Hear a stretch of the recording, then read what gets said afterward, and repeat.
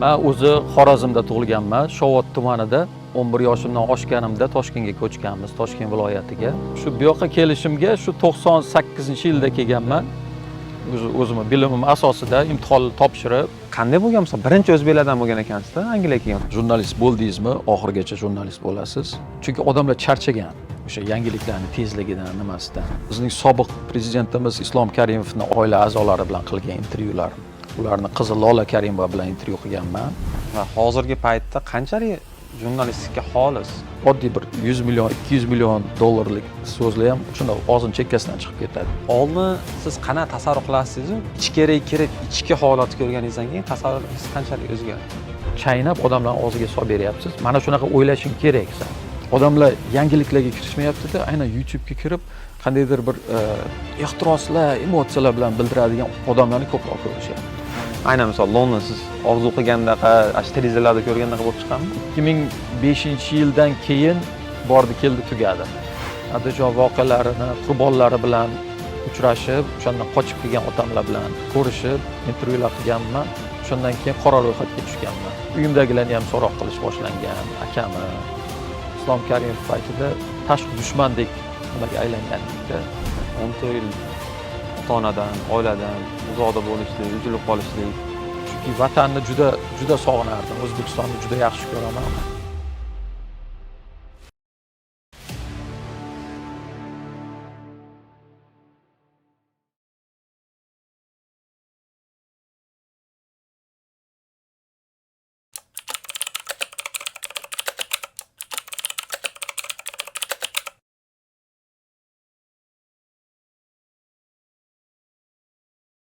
Assalomu alaykum aziz tomoshabinlar.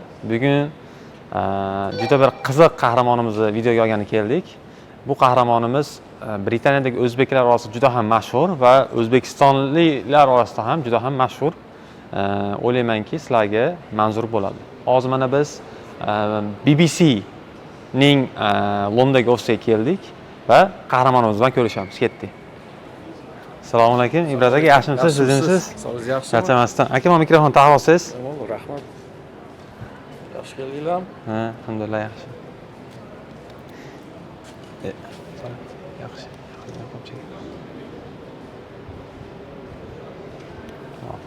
Assalomu alaykum.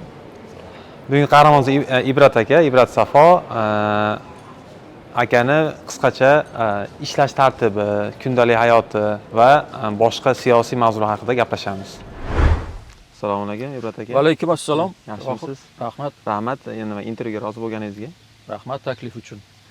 Bu intervyudan maqsad shu jurnalistika sohasiga qiziqib yurgan vatandoshlarimiz bo'lsa, shularga yo'nalish berish, maslahat berish va undan tashqari sizni yaxshi tanimagan insonlarga yaxshiroq tanishtirish.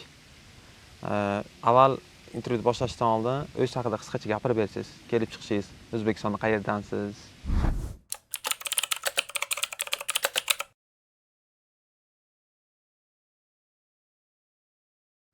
Men o'zi Xorazmda tug'ilganman, Shovot tumanida 78-yilda Xorazmda shu maktabga borib 11 yoshimdan oshganimda Toshkentga ko'chganmiz, Toshkent viloyatiga. Shu ota-onamni ishlari bo'yicha, ular ikkovi ham shifokor. Keyin qolgani Toshkentda katta bo'lganman. Yarmi u yoqda, yarmi bu yoqda desak bo'ladi. Shu o'smirligim asosan Toshkent viloyatida o'tgan. Xorazmda ko'p vaqt o'tkazganman. Jizzaxda, onam Jizzaxdan bo'ladilar. Shuning uchun Jizzax ham men uchun bir ona shahrim desak bo'ladi. Shuning uchun Xorazmga borsam xorazmcha gaplashib ketaman. Jizzaxga borsam jizzaxcha va Toshkentga bo'lsa toshkentcha. Ish qilib hammasi aralash O'zbekiston bo'yicha. Samarqandda ham qarindoshlar juda ko'p. Shu bu yoqqa kelishimga shu 98-yilda kelganman. 27 yilmi? 27 yil bo'libdi. 98-yil kelganman, o'qishga kelganman, grant bilan o'qishga kelganman. Bakalavrga. Ha, bakalavrga. Grant yutib kelganman-da. Sizga bu narsa yaqin tuyulsa kerak, xalqaro moliyaviy huquq o'qishga kelganman. Okay. Qaysi universitet? London Guildhall University bo'lardi u payti. Guildhall University shu Cityda, Londonning eng markazida, u keyin u boshqa universitet bilan qo'shilib London Metropolitan University bo'ldi. U payti London Guildhall ancha yaxshi universitet hisoblanardi, ha. Chunki metropoliten juda tushib ketgan anaqasi. Metropoliten o'sha North London bilan qo'shilib nimasi tushib ketdi. Hozir misol metropoliten desa hech kim hurmat qilmaydi. Ha, menimcha buni bilasizmi, mana shu Britaniyadagi universitetlarni qiynalib qolgani ham moliyaviy tarafdan shu ham sabab bo'ldi. Chunki bu yerda ancha vizalar cheklovlar kiritildi, ayniqsa shu konservatorlar hukumati immigratsiya ko'payib ketdi deb universitetlarni ham nishonga olishdida. Keyin universitetlar qiynalib qoldi. Hozir ham shunaqa bo'lyapti. Juda ko'p universitetlar inqirozda. London Guildhall ham qiynalib qolib, o'zi kichkina universitet edi-da u. Qiynalib qolib boshqa bilan qo'shilishga majbur bo'ldi. Lekin men eslayman, London Guildhall masalan siyosiy fanlar bo'yicha o'sha paytda LSE bilan, London School of Economics bilan teng darajada hisoblanardi. LSE bilan? LSE bilan. O'sha paytda o'sha reytinglar chiqardi-yu, yillik reytinglar. O'shanda qaysi fanlar bo'yicha solishtirishardi-da, o'shanda bizni siyosatdan dars beradigan, siyosatshunoslikdan dars beradigan domlalarimiz juda ham kuchli domlalar edi. Juda ko'p kitoblarni nashr qilishardi. O'sha biz o'qiyotgan paytlarda ham kitoblar chiqardi. O'shalar kitoblarini olib o'qirdik. Ishqilib, endi men siyosatshunoslikni gapiryapman, chunki keldimda moliyaviy huquqni o'qiyotganimda menga yoqmadi. To'g'risi o'zim moliyada ko'rmadim. Ha, moliya juda zerikali, agar sevmasangiz raqamlarni shunaqa juda zerikali. Ayniqsa tanimagan joyingda ingliz tilida moliyaviy huquq bo'lmasa o'sha moliyaviy huquqdan men imtihonlarni topshirib o'tib kelgandim. Keyin o'yladimki, shuni dedim, xalqaro huquq va xalqaro munosabatlarga o'zgartiraman. Ikkinchi kursdanmi? Yo'q, birinchi kursi o'zidan. Menimcha birinchi semestr oxiridan o'zgartirdim. Bir semestr o'qidimda, semestr oxiridan xalqaro huquq va xalqaro munosabatlar o'zimga yaqinroq, qiziqroq narsani oldimda. Necha yoshingizda kelgan shunda? 20 yoshimda. 20 yoshingizda. 20 yoshimda kelganman. U paytda maktabda 11 yillik bo'ladi. Ha, 11 yoshda yillik bitirardingiz o'sha maktabni. 17 yoshda bitirardingiz. 17 yoshda bitirib, men diplomatiya va xalqaro iqtisod universitetiga kirgandim Toshkentda. O'sha yerda 1 yil o'qidimda. Yoqmadi. Yo'q, yoqdi, yoqishga yoqdi-yu, zo'r universitet edi u paytda. U yerda ham domlalar juda zo'r edi. Lekin shu menda ketish edi-da, orzu, ketish edi. O'sha paytdan boshlangan. O'sha paytda boshlangandi. O'sha yo'q, undan ham oldin boshlangandi. O'zi bir 14-15 yoshlarimda Amerikaga rosa topshirganman. Lekin shu birinchi kurs o'qiganimdan keyin Toshkentda Chexiyaga imkoniyat paydo bo'ldi. Chexiyaga ketdim. Chexiyada Karlov universiteti bor. O'sha yerda 1 yil o'qidim. O'zi 5 yil o'qishim mumkin edi u yerda. U ham grant edi. 1 yildan keyin o'yladim, yo'q, men bir inglizcha gapiradigan mamlakatga ketishim kerak. Yo Amerika, yo Angliya dedimda. Yana Toshkentga qaytib, yana diplomatiyada 1 yil o'qib, yana tugatmay Angliyaga ketdim. Ishqilib, Ashqa qilib 3 yil o'tib yoqmasa tugatmay ketaverardim-da. Diplomatiyada ham nima, jurnalistika sohasi bormi? Yo'q, diplomatiyada xalqaro munosabatlar. Xalqaro munosabatlar. Xalqaro munosabatlar o'qiganman u yerda. Zo'r edi, diplomatiyada domlalarimiz kuchli edi. Mana hozir ham siyosatshunoslikdan ko'p fikr bildiradigan Farhod aka Tolipov meni domlam bo'lganlar. Rada Olegovna degan zo'r domlamiz bo'lardi, rahmatlik. Yaxshi o'qitilardi. Endi hozir bilmadim, hozir qanaqa. U payt endi ochilgan paytlari. Ibrat aka, sizningcha jurnalistika sohasi boshqa sohalarga nisbatan qanday farq qiladi? Boshqa sohalarga nisbatanmi jurnalistika? Boya aytganimdek, bu 9 dan 5 gacha ish emasda. Jurnalist bo'ldingizmi, oxirgacha jurnalist bo'lasiz. Har doim quloqingiz ding turishi kerak. Hamma narsadan xabardor bo'lib turishingiz kerak. Kuzatib borishingiz kerak hamma narsani. Ya'ni bir dam olishga ham vaqt bo'lmaydi-da. Hatto dam olishga charchab ketasizmi? Hali bo'ldi ya. Charchaysiz. Devorga keladi. Ayniqsa hozirgi kunlarda, hozir mana yangiliklar shunaqa bir surati juda tezlashib ketgan, juda tez o'zgaryapti va uni ustiga ijtimoiy tarmoqlar qo'shilgan. Ular yana ham tezlashtirgan. O'shanda ba'zida charchab qolasiz, ba'zida hatto men shunaqa tendensiyani sezyapman, odamlarning orasida ham charchash borda.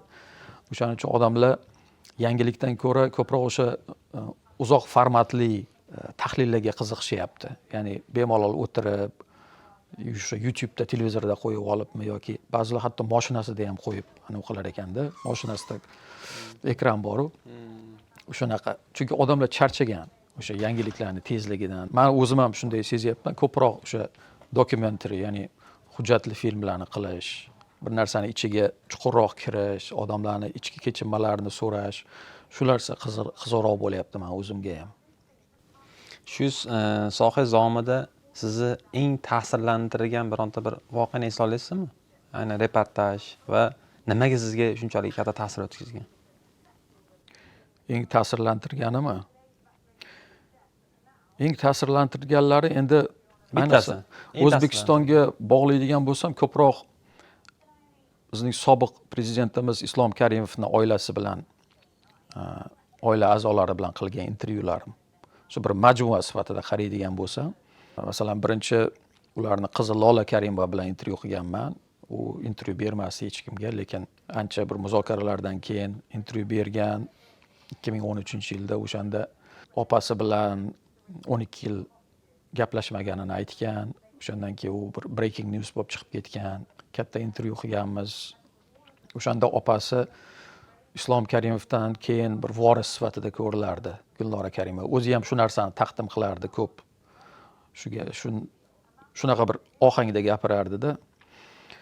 Lola aytganki, yo'q, unaqa imkoni yo'q degan.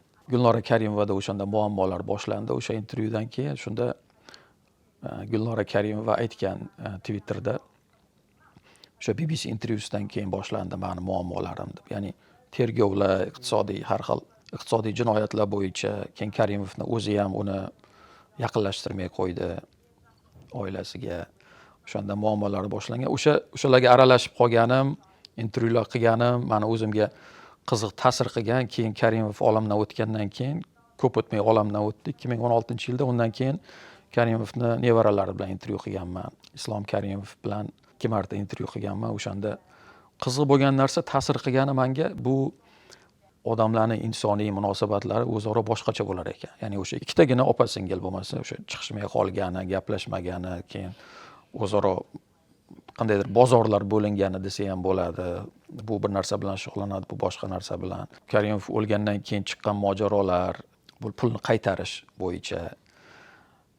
O'sha nevarasi bilan suhbatlarimda ham shu narsa sezilgan. Ular umuman boshqacha standartlar bo'yicha yashar ekanda. Ya'ni oddiy bir 100 million, 200 million dollarlik so'zlar ham shunda og'zini chekkasidan chiqib ketadi. Ular uchun bu hech narsa emasdek tuyuladi-da. O'sha tarafdan qiziq bo'lgan menga. Keyin o'ylaganman, bu narsadan biz qandaydir saboq chiqararmikanmiz davlat sifatida, mamlakat sifatida, yoki bu tarix yana takrorlanadimi? Ya'ni o'sha paytdagi nepotizm, o'sha paytdagi tanish bilishchilik, o'sha paytdagi korrupsiya butun dunyoga mashhur bo'ldik o'sha payti. Mana Shvetsiyada, Shveysariyada, Angliyada, Fransiyada tergovlar ochildi. Yomon nom chiqardi-da O'zbekiston o'shanda. Shu tarafdan shundan saboq chiqararmikanmiz deb intervyular qilganman. Shular menga katta ta'sir qilgan va o'zim uchun qiziq bo'lgan o'sha prezidentning oilasi bilan bunday materiallar qilish. Hech o'zbekligingizdan anaqa bo'lgan sizlarga? Imanish. Mana sezgan shunaqa bir arab kelgan nimanda yoki haligi. Balkim unga bittagi ishchilarni o'zi nima munosabat bildirmaganligi sezmagandir. Ba'zida yashirincha o'zi umuman Britaniyada yashayotganda unaqa yuzga qarata qilmaydi-yu, lekin ba'zida ish jarayonida sezib qolishingiz mumkin. Haligi qandaydir bir yashirincha eskicha qolgan bir irqchiliklar bo'lishi mumkin. Yoki endi biz baribir osiyolikmiz, tanamiz qoraroq. Shu tarafdan ham oq tanlilar bilan bir xil darajada ishlash uchun siz ko'proq harakat qilishingiz kerak. Bir xil darajada bo'lish uchun o'zingizni ko'proq proof isbotlashingiz kerak, ko'rsatishingiz kerak. Ham biz endi bu yerda 3-tilimda mana birinchi tilim o'zbek tili, ikkinchi tilimiz rus tili. Biz 3-tilda o'qiyapmiz. Haftada bir necha kun kelib, bu yerda kompyuterni yoqib, endi aytayapman, bu 9 dan 5 gacha ish emas-da. Shundoq ham bilaman o'zi nima bo'layotganini, chunki tekshirgan bo'laman, o'sha ishga kelayotganda ham va qaysi mavzularni yoritishni bu yerga kelib biz majlis qilamiz. aynan o'sha kuni qaysi mavzularni yoritishni majlis qilamiz. O'sha majlisdan keyin har kimga o'zini vazifalari tasdiqlab nima beriladi, yuklatiladi. Yuklatiladi desak ham bo'lmaydi, u har kim o'zi hal qilib oladi nima qilishini o'sha kuni. Masalan, veb-saytda men bugun bo'lsam, veb-saytga maqolalarni yozish meni zimmamda bo'ladi. Maqolalarni o'sha kunni eng muhim voqealariga qarab yozaman. Yoki tahliliy qandaydir maqolalar tayyor bo'lgan bo'lsa, o'shalarni nashr qilaman. Oldin endi radio bo'lardi bizda, bu radio studiyamiz, lekin hozir radio eshittirishimiz yo'q. Hozir ko'proq shu internetga e'tibor beryapmiz. Zamon bilan hamnafas. Zamon bilan hamnafas, xuddi shunday. Keyin agar endi men ko'p safarda bo'laman, safarda bo'lish uchun tayyorlanish kerak, to'g'rimi? O'sha o'zingizni kontaktlaringiz bilan logistika taraflarini o'shanda o'tirib hammasini shu yerdan telefon bilan nima qilib foydalanib yoki ijtimoiy tarmoqlar orqali hammasi shu yerdan. Bundan tashqari bu yerda kompyuteringizni olib kelib, laptopingizni olib kelib, xohlagan joyda o'tirib ham ishlasangiz bo'ladi. Agar ba'zida open planda odam ko'p bo'ladi, konsentratsiya qiyin bo'lishi mumkin. O'shanda boshqa joyga borib ham, mana bunaqa kichkina xonalarda ham qamalib olib ishlasangiz bo'ladi o'zingiz. Kompyuteringizni olib kelib, laptopingizni olib kelib, xohlagan joyda o'tirib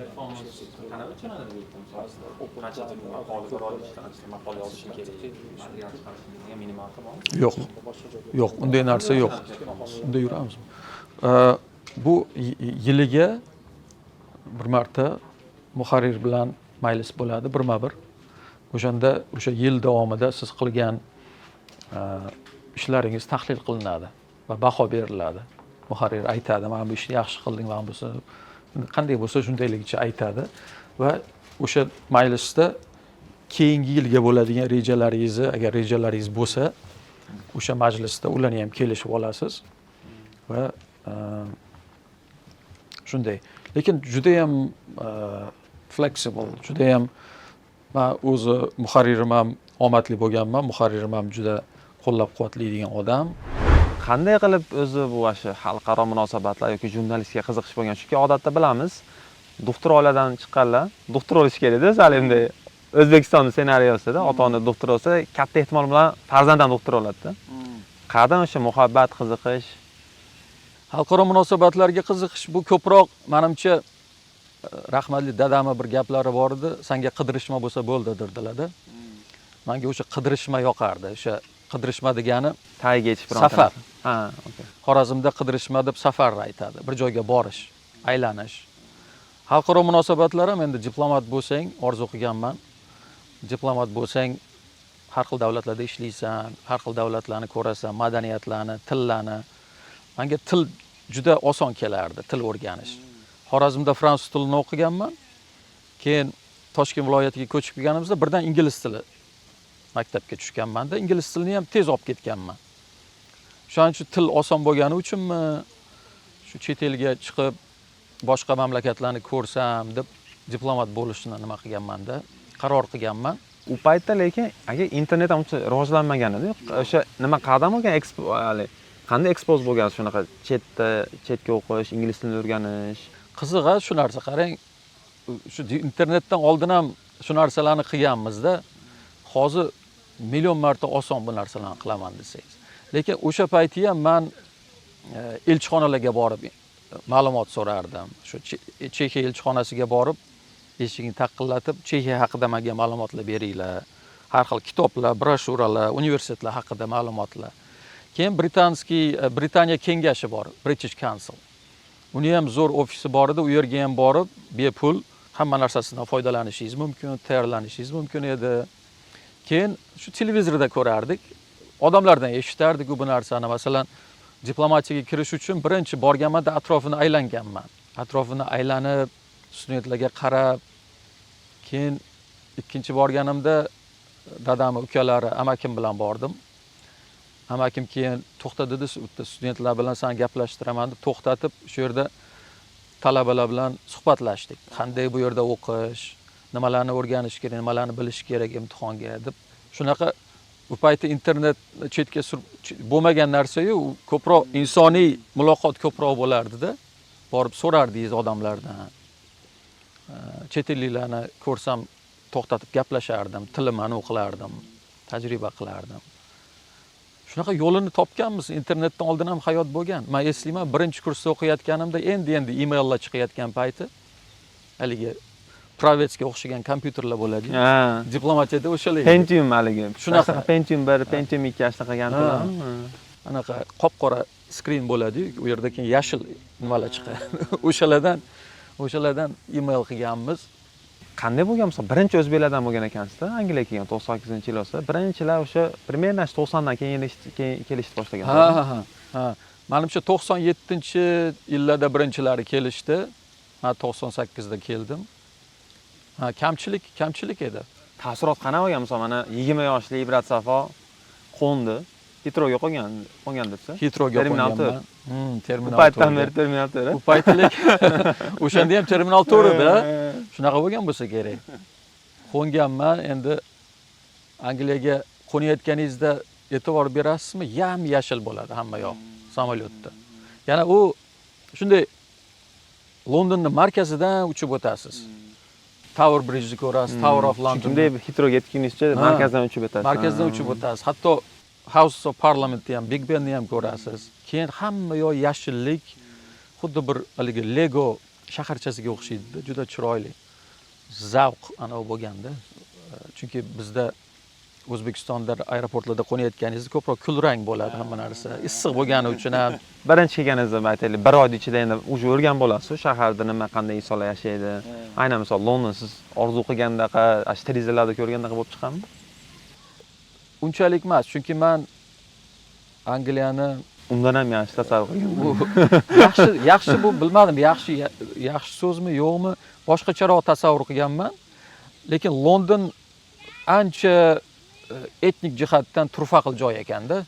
Masalan, universitetim ham Cityda bo'lsa ham, yonida Whitechapel degan rayon bor. O'sha yerga chiqib biz tushlik qilardik. Whitechapel bu Bangladeshliklarning rayoni. U yer xuddi Bangladeshga tushib qolgandek bo'lasiz. Hatto ba'zilari inglizcha ham gapirmaydi. Ya'ni 20 yillab yashaganlari bor, inglizcha gapirishmaydi. Keyin Brick Lane bilasiz. Brick Lane u ham hozir cool joy bo'lgan, lekin oldin ancha qoloq joy edi. O'sha yerda curry house'lar bor. O'sha yerlarga borardik. Bu narsalarni men bilmaganman, unaqa joylar borligini. O'shaning uchun bir ko'zni ochadigan bir narsa bo'lgan. Lekin albatta til jihatdan ham darrov tushunib ketish oson bo'lmagan. Anaqa bo'lganda, barrieri bo'lgan, British accent uni tushunish. Albatta. Ayniqsa o'sha Hackney taraflarda, East London taraflarda so'zni yevoradigan nimasi bor, ular odati bor. So'zni to'liq aytishmaydi-da. Masalan, all right mate, o'shanaqa nima deyapti, bu tushunmaysan. So'zni oxirigacha aytmaydi. Bu narsalarni endi bizga o'qituvchilar o'rgatmagan. O'zlari ham bilishmaydi, o'qituvchilar ham bilmaydi bu narsani. Bizda adabiy ingliz tilda, adabiy, to'liq talaffuzlar bilan. Keyin moslashib ketdik. Inglizlar qanday gapirsa shunga nima qilib, lekin aksent bo'lishi unaqa yomon narsa emas aslida. Bu aksent ham sizni shaxsiyatingizni bir qismi. Materiallaringiz orasida eng sizni faxrlantiradigan ham bormi? Bir dokumentalniy filmmi yoki maqolami? Eng sizni yaxshi ham mashina qilgan, mashina faxrlanaman, eng zo'r qilgan ishlarimdan shuni deydigan ishingiz. Bu juda qiyin savol. Chunki ba'zida qilasizda bir o'tib ketasizda, ba'zida menga bir narsani aytib qolishsa, men bu narsani qilganingiz, zo'r qilgansiz deb qolishsa, o'zimni esimdan chiqib ketgan bo'ladi u narsani qilganim to'g'risi. Chunki bir loyihani ustida ishlaysizda, bo'ldi, yopasizda keyingisiga o'tib ketasiz, keyingisiga konsentratsiya qilishingiz kerak va ko'plari esda ham qolmas ekan. Endi faxrlantiradiganlardan bittasi menimcha Amerikada qilganim. Amerika va o'zbeklar degan shu BBC hujjatli filmini olganman va o'zim montaj qilib, o'zim hammasini chiqarganman. Ko'plarga ma'qul kelgan. Hali ham ko'p yoshlar meni ko'rib qolsa, tanib qolsa, kelib o'sha narsani aytishadi. O'shaningiz menga juda yoqqan, menga motivatsiya bergan, ilhomlantirgan deyishadi-da. Chunki har xil odamlarni olganman u yerda. Har xil qiyinchiliklari, kechirmalarni gapirib berishgan. Men o'zimga ham yoqqan o'sha narsani qilish. Ham boya aytganimdek uzun formatli narsada bu hujjatli film. Keyin yaqinda Yaponiyada oldim. Yaponiya va o'zbeklar deb ko'rishsa bo'ladi, YouTube'da bor. O'shanda ham turli backgroundga ega bo'lgan odamlar qanday qilib muvaffaqiyatga erishgan. Shunaqa materiallarimdan faxrlanaman. Endi siyosiylarning orasida masalan energetika vaziri bilan qilgan intervyum bor. U juda ko'p ko'rilibdi. Yaqinda qarasam, bilmayman, 1,5 millionmi qanchalik ko'rilibdi va O'zbekistonga borganimda ko'plar o'shani ham eslashadi. Bir odam tutib gapirdi menga, o'zi gaz sohasida ishlar ekan. Uni endi men vazirini intervyu qilganman. U aytibdi, zo'r qildingiz, yaxshi savollar berdingiz, yaxshi bosdingiz deyapti-da. Men aytibman, sizni shefingiz-ku deyapman-da. Yo'q deydi, o'sha savollar so'ralishi kerak deydi-da. Endi bu ham bir faxr bersa kerak, menga bilmadim. Ishimizni qilganmiz, lekin odamlarga shu narsa ma'qul kelganda xursand bo'lasizda. Keyin eslatishsa, yillar o'tib, masalan 2016dami O'zbekistonni bilasizmi deb oddiy shunday mana shu ofisdan ko'chaga chiqib, Covent Garden'da ko'rganman. O'shani qilgandim. Keyin yaqinda hali Urganchda samolyotda chiqayotsam, bir kishi kelib yonimga o'tirib so'rashdi, nima qildi? Ismimni ham bilmaydi, hech narsani bilmaydi. O'shani siz qilgansiz-a? deb ana qilyapti-da. Qachon bo'lgan u narsa? U narsadan o'sha necha yil o'tib ketdi. Ha, qilganman. Ha, yaxshi qilgansiz, qiziq bo'lgan u bu deb. Bu ham bir faxr beradi. Demak, odamlarga ma'qul bo'layapti ekan deb xursand bo'lasizda. Sizni sohangizdagi xolislik juda muhim rol o'ynaydi. Xolis jurnalist bo'lish. Sizni tushunchangizda xolis jurnalistika nima o'zi va hozirgi paytda qanchalik jurnalistika xolis dunyo bo'ylab?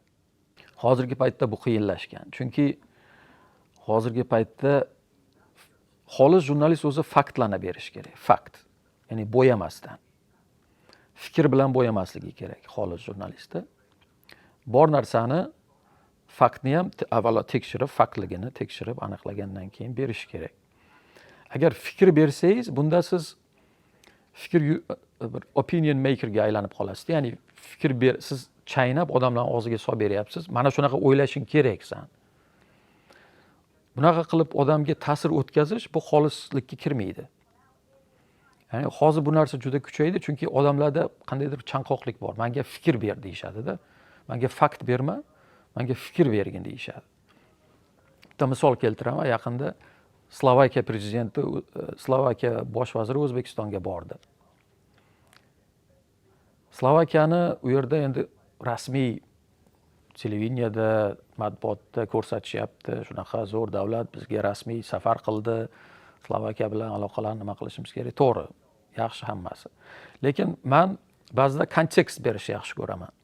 Ya'ni Slovakiya hukumatini bizga qiziqqani ortida nima bo'lishi mumkin yoki buni atrofidagi qandaydir nyuanslar, kontekstni bilishimiz kerak. O'shanda men aytdim, Slovakiya yozdim. Slovakiya bosh vaziri Putinni eng ashaddiy muxlislaridan hisoblanadi, Vladimir Putinni. Masalan, Ikkinchi jahon urushi bo'yicha g'alaba paradiga borgan yagona Yevropa ittifoqidan yagona lider ham Slovakiya bosh vaziri bo'ldi. Ya'ni albatta hamkorlik qilinishi kerak Slovakiya bilan. Lekin ayni damda mana bu taraflari ham bor degan ma'noda shu narsani berdim-da. Iqtisodiy tarafdan kuchli davlat dedim, migrantlarni ham o'ziga taklif qilyapti, bularni ham qo'shdim. Lekin bu taraflari ham bor. Qanaqaligini bilib qo'yish kerak-ku odamni. Shunda bir bloger yozyapti. Xo'p, siz aniq ayting, hamkorlik qilishimiz kerakmi, qilmasligimiz kerakmi? Meni ishim emas. Bu meni ishim emas-da. Meni ishim faktlarni, nyuanslarni, kontekstni berish. U yog'iga o'zing hal qilasan. Ya'ni men kimman bu O'zbekiston hukumatiga? Hech kim emasman. Sen qilgan, qilmagan deydiganda. Odamlar shuni istashadi. Odamlar fikrni istashadi. O'shaning uchun o'zi xalqaro matbuotda ham hozir mana YouTube'ni ko'radigan bo'lsangiz, odamlar yangiliklarga kirishmayapti-da, aynan YouTube'ga kirib qandaydir bir o'zini fikrini bir ehtiroslar, emotsiyalar bilan bildiradigan odamlarni ko'proq ko'rishyapti. Ularning kriklari ko'proq. Ya'ni ularga o'sha fikr beradigan, qattiq ehtiroslarga berilib, nafrat, mana odamlarda nafrat bor hozir. O'sha nafratda o'ynasa, o'sha nafrat torlarini yana ham chertsa, odamlar maza qilib ko'ryapti-da. Va ularni albatta ularning o'zi ham manfaatdor. Ularning kliki oshadi, ularning nimasi oshadi, muxlislari oshadi. Graffiti tunneli hidini sezyapsizmi? Kraskani hidi. Aerosolli hidi. Bu yerga shunaqa oldin bu Eurostar poyezdini, Parijga boradigan poyezdni mana shu yerdan borganda tepadan. Keyingi Royal Pancras'dan emas. Ha, keyin u yoqqa ko'chgan. Keyin bu yer bo'shab qolgandan keyin mana shunaqa yoshlarga o'zlarini ijodini namoyish qilish uchun mana shunaqa graffiti space qilib berilgan. Hamma kelib xohlagan narsasini chizib graffiti artistlar ham Banksy degan graffiti artistni bilsangiz kerak, Banksy. O'sha Banksy shunaqa eng mashhur graffiti artist o'sha boshlab bergan bu yerda bir tadbir qilgan. Manimcha 2008-yilda tadbir qilgan. Hamma graffiti artistlari yiqqan. Mana bu yoqqa qilsak bo'ladi. Mana chizyapti yana. Kecha boshqa narsa edi bu yerda, lekin bugun yangisini chizishyapti. O'chirib o'zi chizaveradimi hamma? Ha, Chegara yo'q, ha? chegara yo'q. Necha qatlam kraska olib ketgan ekan uni ustida. Shuni aytayapman. Qatlam bo'lib ketgan bo'lsa kerak. Oyoqqa qanday chiqibdi deganda, shotib qo'yib erinmasdi. Shuni ayting. Shuni shotib qo'yib chizgan bo'lsa kerak. Lekin ancha joygacha. Bu sizga nimani eslatmayaptimi? Pandemiya paytidagi Covidni hujayrasi bor. O'shanga o'xshayapti. Mikroskopda sinagandan. Covid nimasi hujayrasiga o'xshayapti. Lekin ko'p graffitilarni masalan bir narsa yozishadi-da. Yozuvni tushunib bo'lmaydi. Bir narsa yozilgan bo'ladi. Masalan, suratlarni tushunsa bo'ladi. Ijodiy erkinlik. Buni ham bir o'ziga yarasha hikmati bor-da.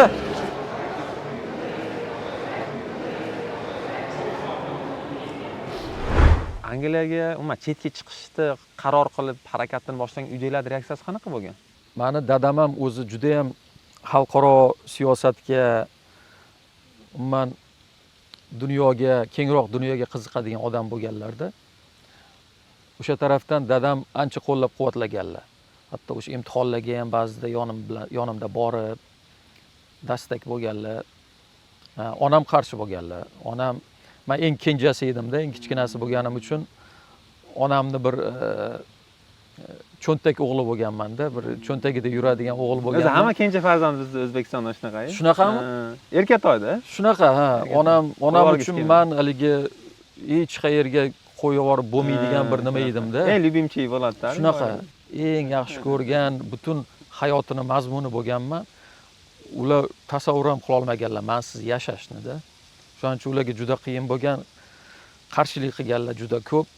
Lekin men baribir ketaman, baribir o'sha dunyoni ko'raman degan qiziqish kuchli bo'lgani uchun oxiri lekin undan ham ketganimdan keyin ham qo'ymaganlar. Qaytib kel. Hali mana yaqinda olamdan o'tdilar. O'tgan yillar oxirida.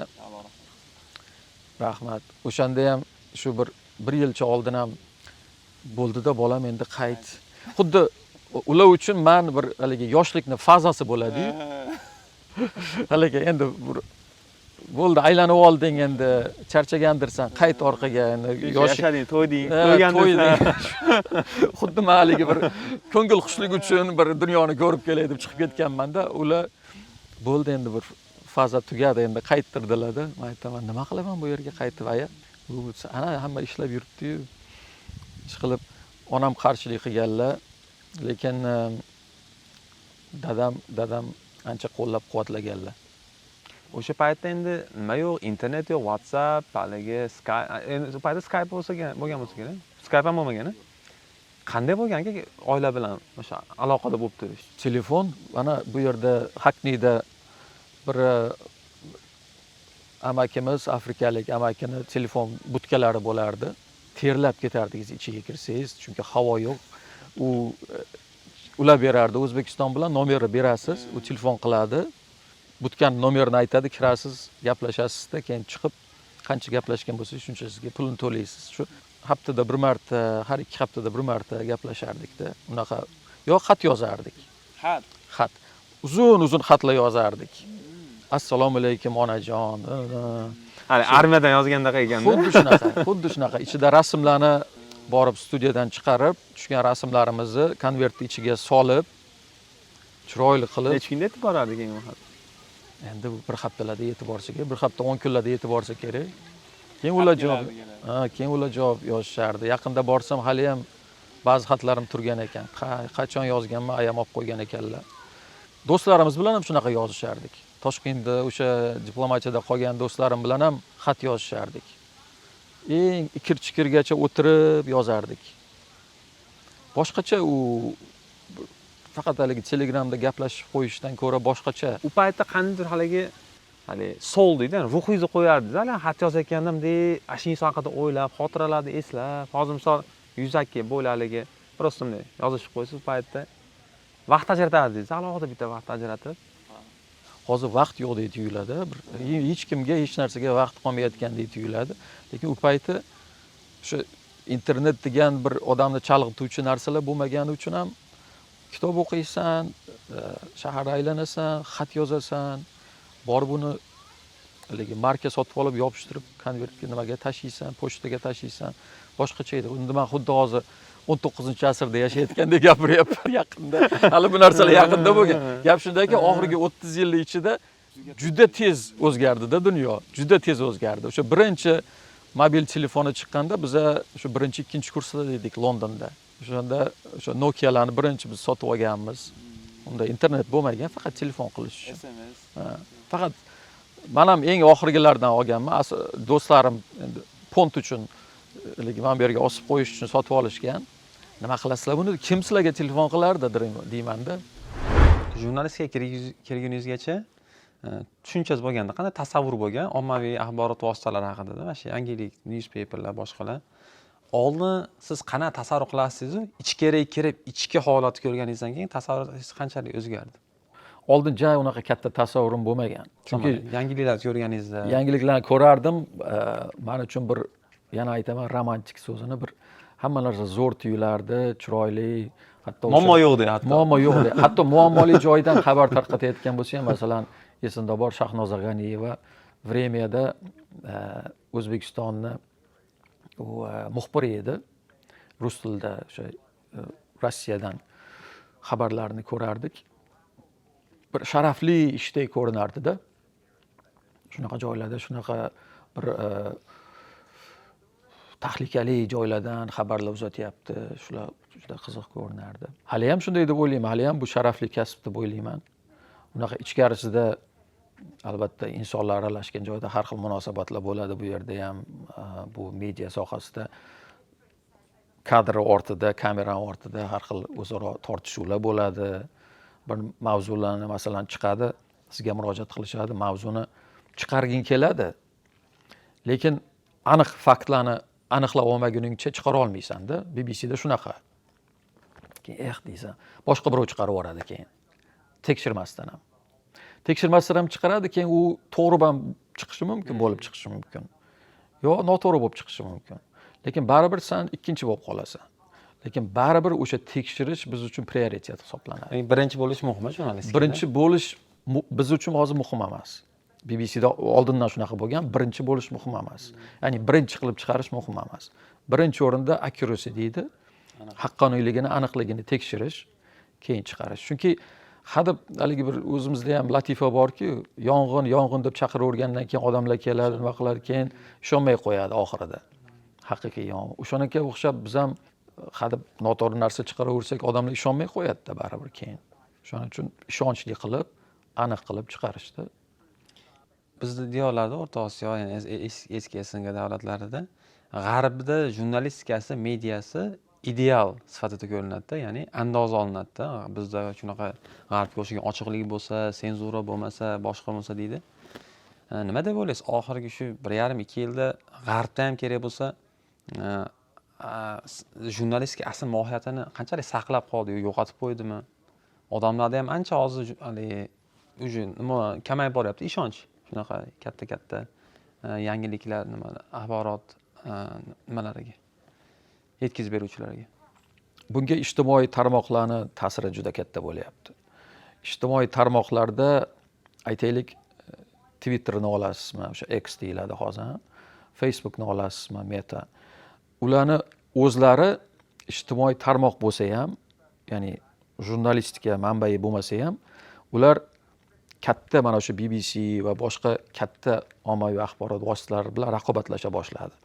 Chunki ular ko'proq o'zlariga followerlar, o'zlariga o'sha obunachilarni yig'ishni istashadi. Bu katta pul degani. Qancha ko'p obunaching bo'lsa, bu kompaniyang shuncha qimmatga sotiladi. Shuncha qimmatga reklama qilasan, sotasan. Bu albatta katta raqobat. Masalan, BBC uchun.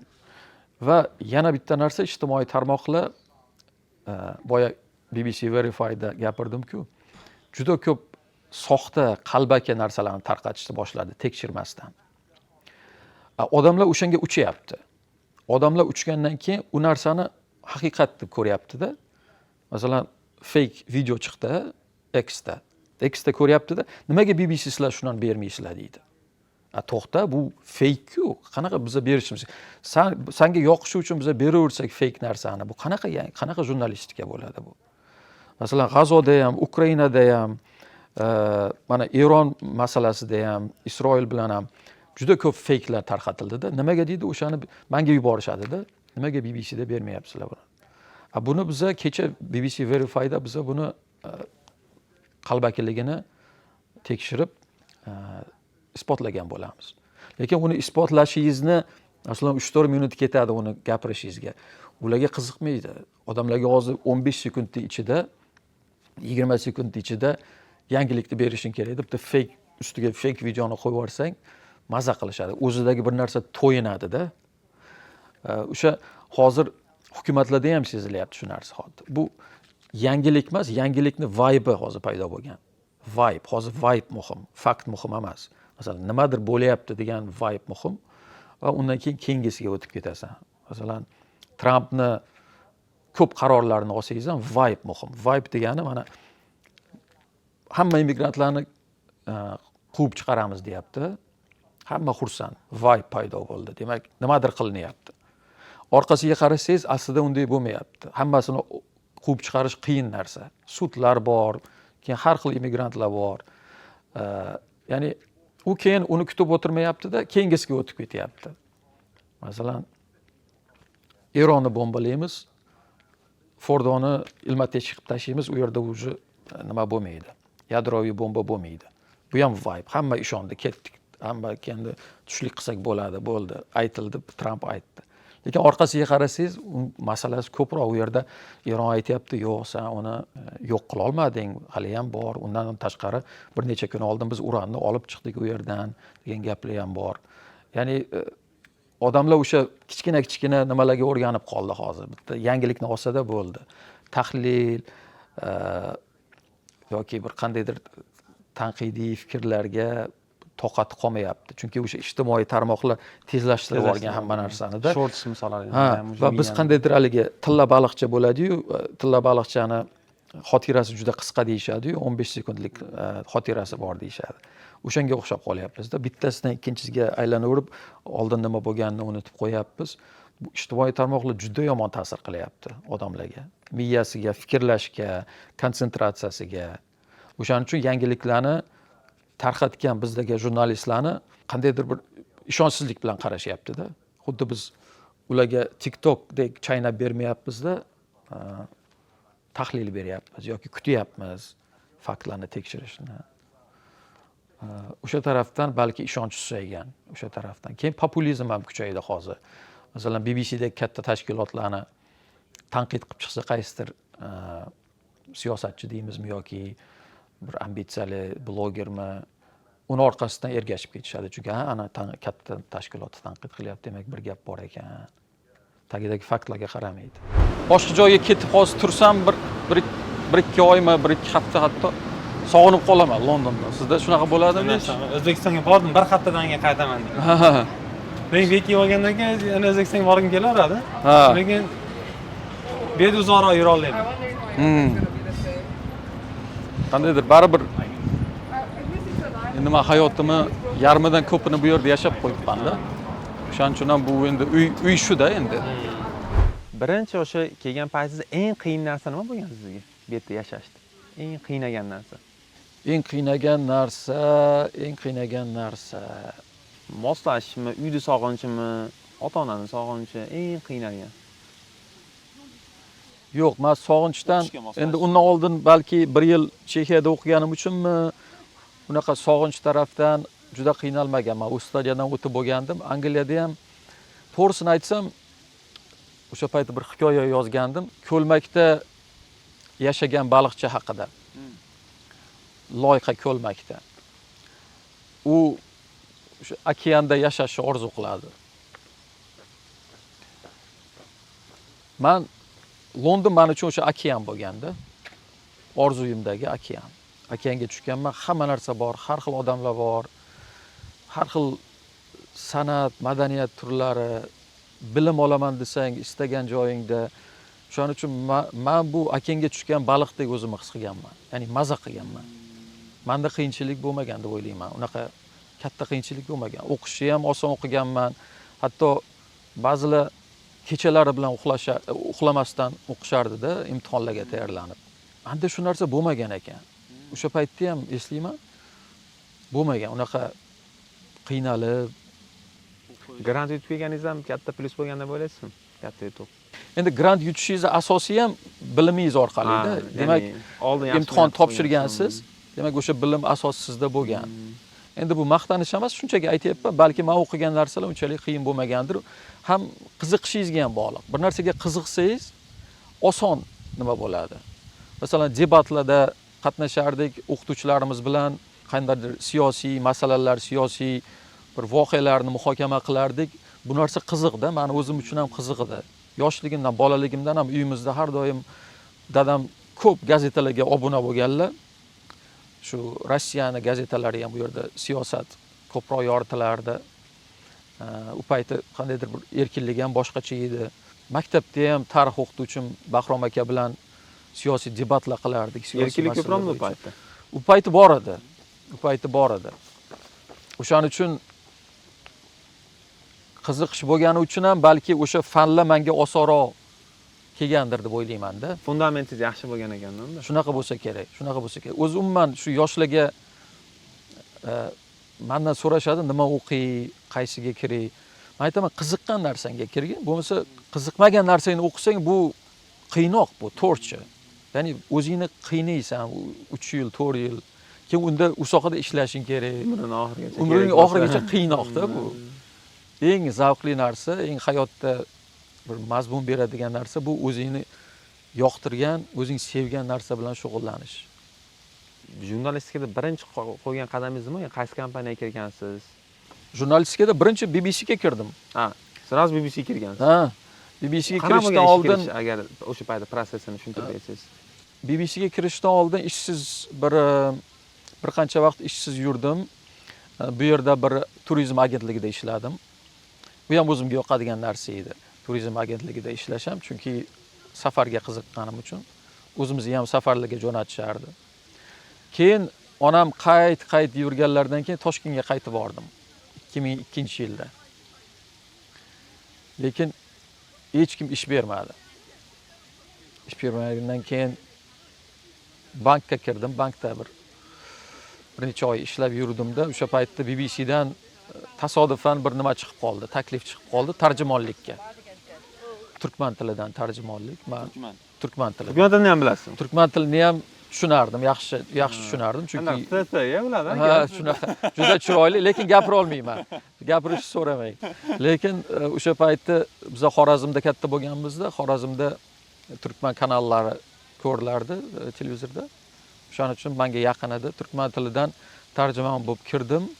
1 yilcha ishlaganimdan keyin Londonda aytishdi, jurnalistlikka ish bor deyishdi, topshir deyishdi. O'zi o'sha yerda o'sha paytdagi meni menejerim aytdi, topshirdim. Men o'zi umuman unaqa jurnalist bo'laman deb nima qilmaganman, o'ylamagandim. Reja bo'lmaganmi? Yo'q, reja bo'lmagan. Oylik yaxshi beryapti, tarjimonlik qilyapman. Vaqtinchalik narsa bo'lsa kerak deb ishlab yuruvdim-da. Reja nima esa o'qishni bitirayotgan paytingizda o'zi nima? Diplomat bo'lish. Men o'zi diplomat bo'lishni istaganman. Chunki bu yerda o'qigan o'sha xalqaro munosabatlar va xalqaro huquq ham aynan diplomatga kerak kasblar. Diplomat men uchun bir haligi romantik kasb edi-da. Kostyum shimlarda kostyum hamma shimlar, hurmat qilgan. kostyum shim mayli, kostyum shim kiymasam ham roziman. O'sha borib boshqa mamlakatlar bilan aloqalar o'rnatish, ularning madaniyatini o'rganish. Chunki bizda balki unaqa emasdir, elchilar o'sha ko'proq ofisda o'tirib qoladi, nima qiladi, lekin masalan O'zbekistonga borganda ba'zi elchilar bilan gaplashganimda, shu yevropalik elchilar, ular tilni o'rganib o'zbek tilida, keyin o'sha chekka qishloqlarga ham borib, o'sha joyni bir ufrini bir nima qilish xohlaydi-da, o'ziga olish xohlaydi. Menga ham o'shanaqa qiziq bo'lgan, shunaqa qilsam, shunaqa diplomat bo'lsam, keyin o'sha xalqaro bir muzokaralarda qatnashsam, muammolarni hal qilsam, o'sha tarafdan shuni orzu qilgandim. Afsuski bo'lmadi, lekin qarasam jurnalistika ham ancha shunga yaqin narsa ekan. Ayniqsa o'sha xalqaro jihatidan ancha narsa. Ayniqsa BBC bu yirik tashkilot 100 yildan oshdi paydo bo'lganiga. U paytda BBC O'zbekistonda mumkin bo'lganmi yo qanday bo'lgan? Ha, u payti mumkin edi. U payti endi hozir ham bizning muxbirimiz bor, BBCning muxbiri bor O'zbekistonda. Shu bitta muxbirga akkreditatsiya berilgan. U payti lekin butun boshli ofis bo'lardi. U payti Nechinchi yili yopilib ketgan? 2005-yili yopilgan. 2005-yili Karimov paytida yopilgan. Chiqib ketgan jurnalistlar. Endi men 2005-yil Londonda edim. Men adashmasam 2003da ishni boshladim Londondagi ishimni. Jurnalistlik, aynan jurnalistika sohasida. 2003 yo 2004. BBC da ichida o'zi aynan qaysidir yo'nalishlar, yo'nalishlar bo'yicha bir pozitsiyasi bormi? Ya'ni mashi sohalar bo'yicha o'zining pozitsiyasi bor. Kerak bo'lsa ishchilariga ham mashini follow qilasan degan narsalar bormi? Yo'q, umuman, senzura umuman hech qanday yo'q. Umuman unday narsa yo'q. Men shu narsadan juda vijdonim meni toza va mana shu narsani juda hurmat qilaman. BBCga qo'shilganimdan beri mana 20 yildan oshdi. Shu treninglarda ham aytilgan bu narsa. Hech qanday pozitsiya yo'q. Faqat haqqoniy bo'lish kerak va inson huquqlariga hurmat bo'lish kerak. Toqat bo'lish kerak. Shu insoniy tamoyillarga bo'ysunsang, xolis bo'lsang, shu asosiy pozitsiya. Lekin masalan qaysidir yangilik kelganda, buni bunaqa yoritishimiz kerak, chunki bunaqa ta'siri bo'ladi yoki bunaqa yoritsak bu hukumatga qarshi bo'ladi yoki mana bu guruhga qarshi bo'ladi degan unaqa umuman pozitsiya yo'q. Umuman narsa yo'q. Yo'q. Unaqa pozitsiya bo'lsa, agar BBCning o'zida ham bu katta skandal, katta mojaro bo'lgan bo'lardi. Bu yerda ham jurnalistlar juda ham haligi salobatli fikri o'tadigan jurnalistlar borda.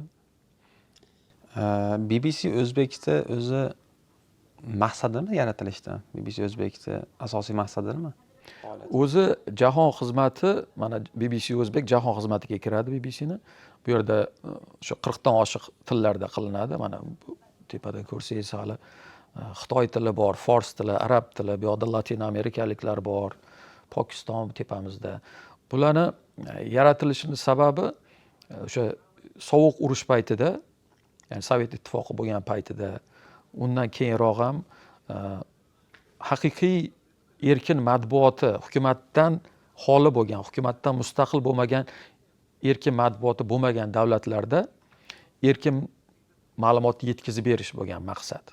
Ya'ni asosiy maqsad o'sha bo'lgan. Masalan aytaylik, O'zbekistonda erkin matbuotni hech qachon bilmaganmiz, bo'lmagan. Rossiyada ham bo'lmagan. O'sha narsani bu yerga o'sha jurnalistlarni olib kelib turib, bu yerda ularni mustaqil ishlashlariga sharoit yaratib berishgan. Va bu yerdan biz O'zbekistondan ma'lumotni olib turib, yana O'zbekistonga qaytarib uzatganmiz.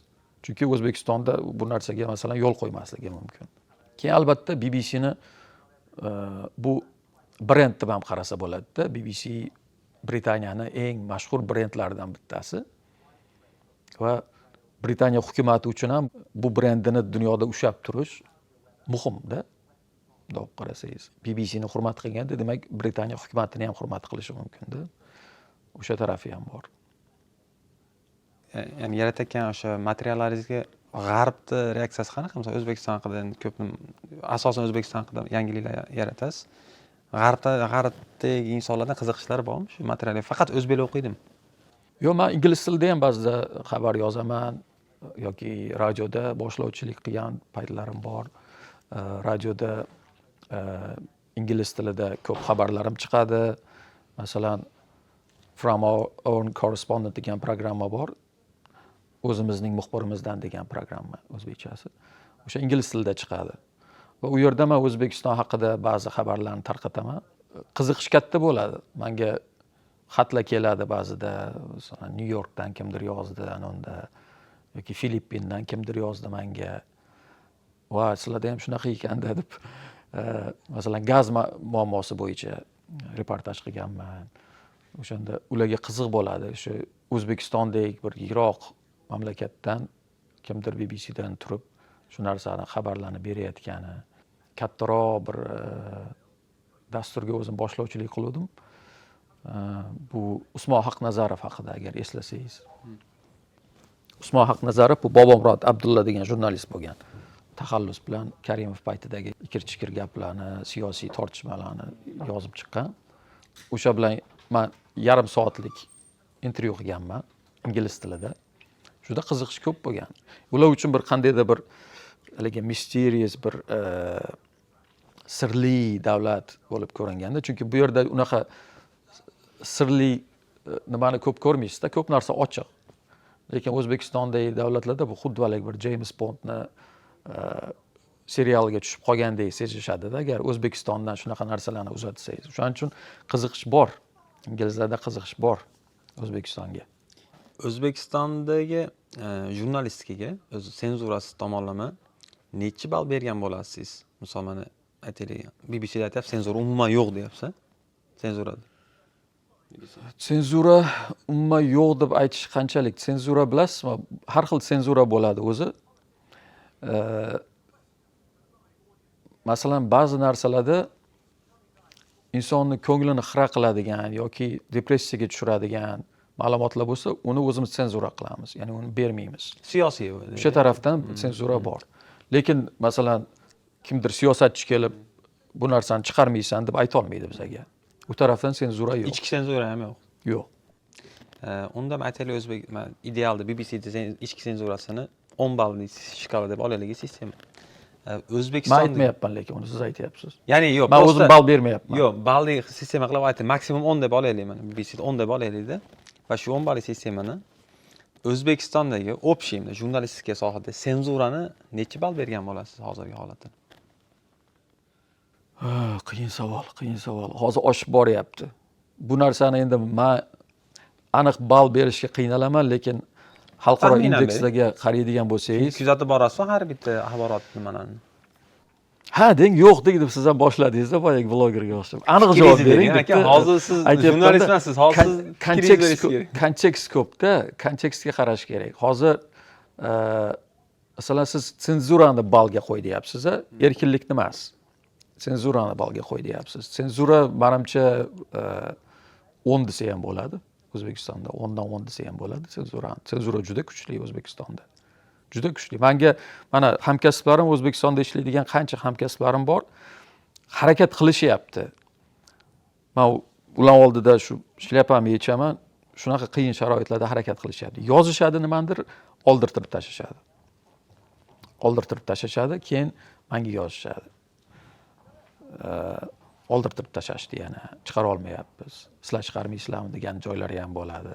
Ba'zida oddiy bir mavzular hamda. Unaqa masalan prezidentning oilasi haqida emas yoki bu juda ham katta mulozim haqida emas. Oddiy narsalar bo'lsa ham, nimadir shuni ta'siri bo'lib qolishi mumkin deb oldirtirib tashlashadi-da. Tahdid qilishadi. Ba'zilariga shunaqa yomon tahdidlar bo'ladi.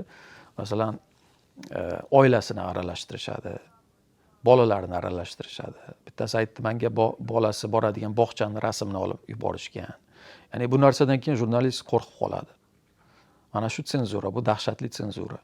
Agar xalqaro indekslarga qaraydigan bo'lsangiz ham, O'zbekistonni xalqaro matbuot bo'yicha, matbuot erkinligi bo'yicha o'rinlari tushib ketyapti. Bu bor gap. Buni xalqaro maydonda e'tirof etilyapti. O'shaning uchun senzura juda kuchli O'zbekistonda, juda ham kuchli. Ibrat aka, 2018-yilgacha bilamiz, BBC O'zbekistonda taqiqlangan edi, taqiq edi. Va siz o'sha 2018 noyabrda adashmasam Parijda Shavkat Mirziyoyev borga tashrif buyurganda borib savol bergansiz. Qachon BBCga ruxsat berasiz deb. Shavkat Borobonovich, BBCga qachon ruxsat bo'ladi? Bo'ladimi O'zbekistonga? Albatta bo'ladi. Rahmat, rahmat. Va o'shandan keyin BBCga ruxsat berildi. Nima deb o'ylaysiz? Aynan sizni so'zingiz orqali shu ruxsat ochilib ketganmi BBCga? Yo'q, men savolim uchun ochildi deb o'ylamayman, chunki sahna ortida muzokaralar ketayotgandi. Biz ariza topshirib qo'ygandik, yana BBC rahbariyati topshirib qo'ygandi arizani, ko'rib chiqilayotgandi. Menimcha men shunchaki bu narsani sahnani oldiga olib chiqish uchun va o'sha gapidan ushlash uchun so'radim-da. Ya'ni bu narsani o'zim ham rahbariyatga oldindan aytdim, shu savolni so'rayman prezidentdan. Chunki sal sekinlashib qolgandi jarayon. Lekin so'raganimdan keyin menimcha tezlashgandek bo'ldi shekilli. Keyin akkreditatsiya berildi. Chunki prezident balki bilmagandir ham undan oldinda. Bu bilan Tashqi ishlar vazirligi shug'ullanadi. Bu bilan hukumat shug'ullanadi. Prezident har bitta mayda chuydaga aralashmaydi-yu. O'shaning uchun balki men so'raganimdan keyin o'zlari keyin menga bo'ladi, kelinglar degandan keyin balki mashinaga o'tirganda aytgandir, nimani so'radi bu bola? Nima bo'lyapti BBCning ishi deb so'ragan bo'lishi mumkin. Shunaqa yaxshi gumondaman. Nimachi?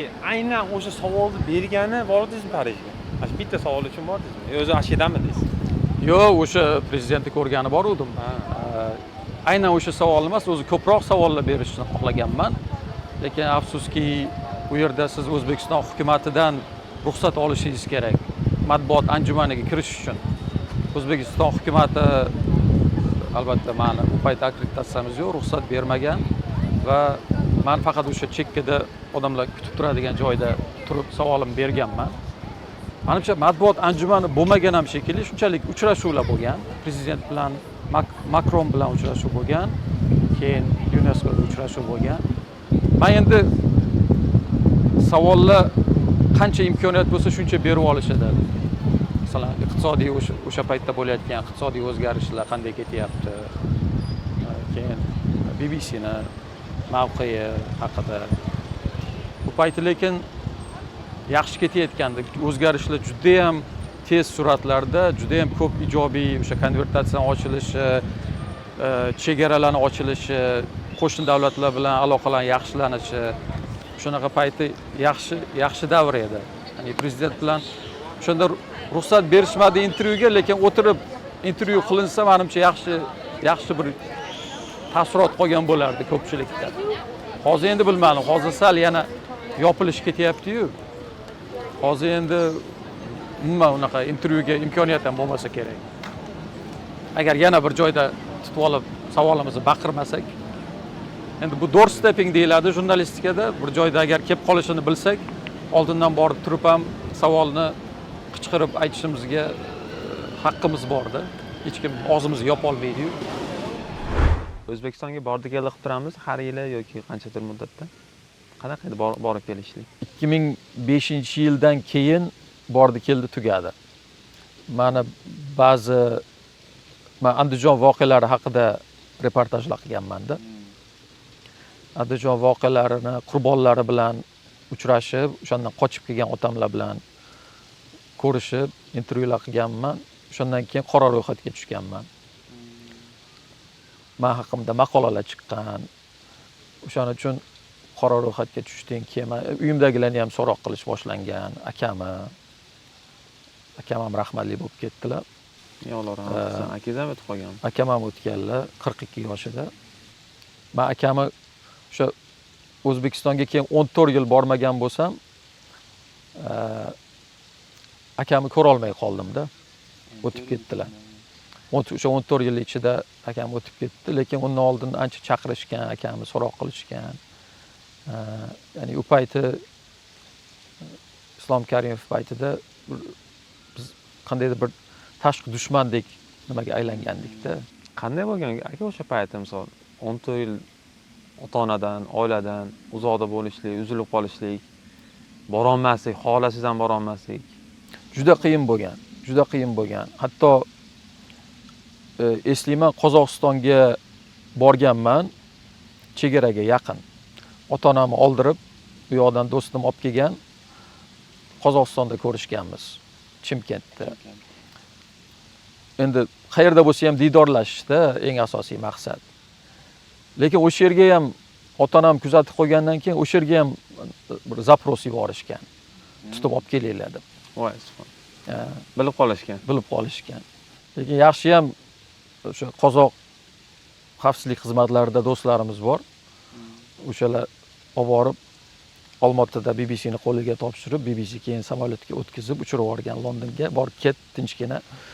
Undan keyin Qozog'istonga ham bormadim. Lekin qiyin bo'lgan, bir qandaydir muallaq hol, bir osilib turgandek, nimanidir kutayotgandek yashaysizda. Qachon tugaydi bu narsa? Qachon bir men ota-onamni ko'raman yoki vatanimga boraman? Chunki vatanni juda sog'inardim. O'zbekistonni juda yaxshi ko'raman. Hozir ham baribir vatanim. Shu eng oddiy narsalari hamda bir yo'l chekkasida o'tirib choy ichish, changi, o'ligi tabiati, havosi, oshlari uni aytmasa ham bo'ladi. U payt o'zbek restoran ham yo'q edi. Hamma choyxonada.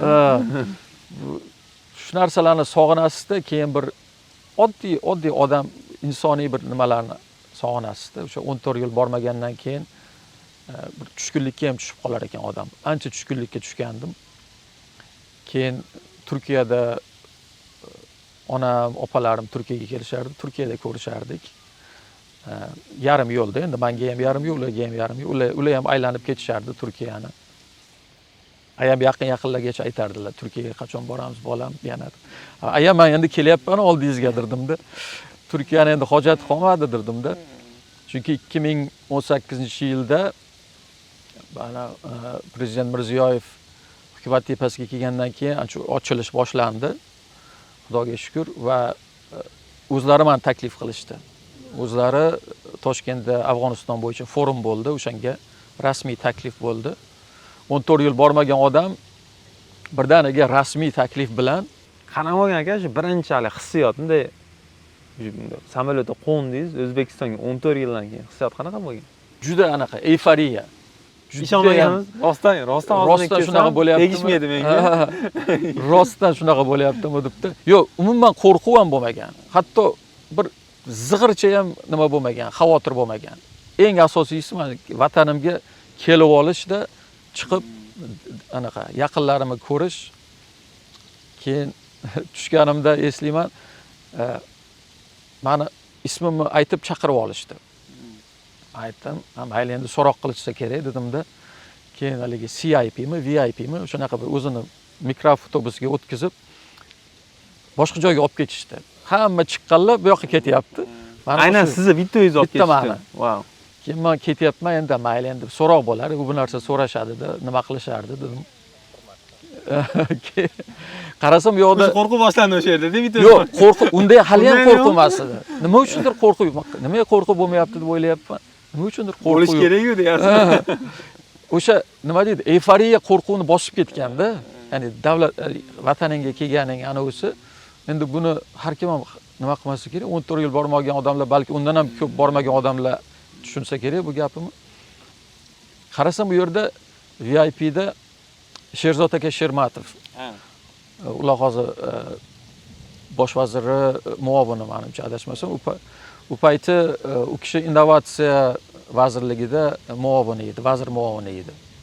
O'sha kishi bilan ko'rishib o'tirdik o'sha yerda. Yana chiqmayapmiz. O'sha yerdagi kreslolarga, nimalarga o'tirdik. Savol-javob bo'lyapti, ular surishtiryapti, bu. Men o'yladim, bu qandaydir bir rasmiy tekshiruv bo'lyapti deb o'yladim. Yo'q, ular aslida menga biriktirilgan mulozim ekan. Ya'ni hukumat tomonidan meni qulayligim uchun, meni olib yurishlari uchun o'zlarining mashinalarida hamrohlik qilib, nima menda muammo paydo bo'lsa qilib berish. Aytdim, "O, rahmat aka. Siz hech xavotir olmang" dedim. "Siz ketavering, men u yoqda kutib turishibdi tashqarida qarindoshlarim." Dedim. Keyin xo'p dedi, unda bu joyga keling, forumga o'sha yerda ko'rishamiz dedilar. Chiqsam, ular hammasi o'rtoqlarim ham chiqishgandi, oilamdagilar chiqishgandi. Ota-onamga aytmagandim. Ha, surpriz. Chunki o'ylagandim, mabodo bir muammo bo'lib qolsa, ular xavotir olishmasin, ota-onamga aytmaganman. Lekin do'stim turibdi, eng yaqin do'stim Asqar, o'sha endi uni yuzi oqarib ketgan, o'yladi, chiqarishmayapti buni. So'rabdi-da, bir u yerda jiyanim ham bor edi, jiyanimdan qani Ibrat desa, его отвели desa, kуда отвели? Shunaqa qilib keyin ko'rishib kvartiramga borganman Toshkentdagi. Keyin dadam bilan ayam olib kelishgan. Dadam bilan Qanday olib kelishgan? Aytibmi yo? Ular Toshkentga aylanamiz deb olib kelishgan. Men podyezdda tepada eshikdan chiqib qarab turibman, ular zinadan sekin chiqib kelishyapti. Hali bilishmaysiz kelganingizni. Bilishmaydi hali. Keyin onamdek to'xtalib meni sezib qoldilar-da, kimdir turganimdek to'xtaldi, menga qarab turibdilar-da. Bir men ham qarab turibman, bir o'zi ham 30 soniyacha bo'lsa kerak, tikilib turibdilar-da, umuman tushunmayaptilar-da. Nima qilyapti bu yerda? Shunaqa haligi bir zo'r syurpriz bo'lgan. Endi diydorlashish, orqasida jiyanlarim, men ularni 14 yil ko'rmaganman. Tanishmaydigan menimcha. Endi ular meni faqat o'sha endi keyin borib Skype nimalar chiqdi, o'shandan tanishadi. Katta bolalar, katta qizlar bo'lishgan. Men ularni chaqaloqligida ko'tarib o'zim nima qilganman-da, keyin ko'rmaganman. Ba'zilari turmush qurib, nima qilib, ular ham kelishdi. Ajoyib bir diydorlashuv bo'ldi o'sha paytda. Chunki yaxshi o'sha erkinlik sharofati bilan qaytib borib, chunki bilardim-da, men vijdonan hech qachon yomon narsa qilmaganman. Vijdonan halol ishlaganman va qilgan ishlarim ham, qilgan intervyularim ham hammasi shu insonlarni o'zini asl vaziyatini ko'rsatib berish uchun bo'lganda. BBCda biz shu narsaga harakat qilganmiz, shu narsaga trening qilinganmiz, shu narsani o'shaning uchun baribir mana yaxshilik qaror topdi, yaxshilik qolib bo'ldi.